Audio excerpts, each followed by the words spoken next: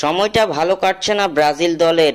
একের পর এক হতাশা ও ব্যর্থতা যেন আঁকড়ে ধরে আছে সেলেসাওদের। সবশেষ কোপা আমেরিকাতে হতাশা ছড়িয়েছে 5বারের বিশ্ব চ্যাম্পিয়নরা। এদিকে 2026 বিশ্বকাপের বাছাই পর্বে উরুগুয়ের বিপক্ষের ম্যাচে গুরুতর ইনজুরিতে পড়েছিলেন ব্রাজিলিয়ান সুপারস্টার নেইমার জুনিয়র। এরপর দীর্ঘদিন ধরে মাঠের বাইরে আছেন নেইমারের ইনজুরি পড়ার পর থেকেই ব্রাজিলিয়ানদের মনে প্রশ্ন ছিল ঠিক কবে নাগাদ মাঠে ফিরবেন তারকা এই ফরওয়ার্ড। তবে চোট গুরুতর হওয়ার কারণে নেইমারের মাঠে ফেরা নিয়ে সঠিক দিনক্ষণ জানাতে পারেনি ব্রাজিলের পক্ষ থেকে। এদিকে বিশ্বকাপ বাছাই পর্বের পয়েন্ট টেবিলে এখন পর্যন্ত ষষ্ঠ স্থানে অবস্থান করছে ব্রাজিল। কনমেবল অঞ্চল থেকে পয়েন্ট টেবিলের শীর্ষ 6-এ থাকা দল সরাসরি খেলবে বিশ্বকাপে। এমন অবস্থায় ব্রাজিল ভক্তরা হিসাব করতে শুরু করেছে কবে নাগাদ ঘুরে দাঁড়াবে ব্রাজিল দল, ঠিক কবে নাগাদ মাঠে ফিরতে চলেছেন নেইমার জুনিয়র। এবার সেলেসাও ভক্তদের জন্য আসলো দারুণ সুখবর।